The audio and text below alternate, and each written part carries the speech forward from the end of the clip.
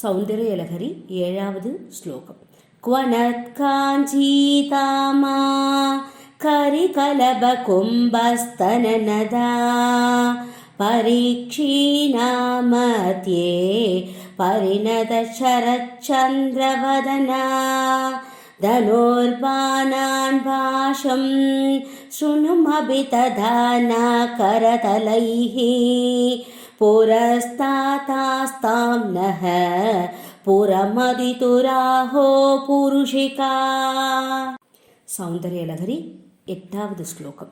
സുധാ സിന്ദോർമധ്യേ സുരവിടഭിവാടി പരിഹൃതേ മണിദ്വീപേ നീപോ ഭവനപതി സിന്ദാമണിഗൃഹേ ശിവാകാരേ മന്യേ പരമശിവപര്യങ്കനിലയാം ഭജന്തി ത്വാം ധന്യാഃ കതിചന സിദ്ധാനന്ദലഹരീം.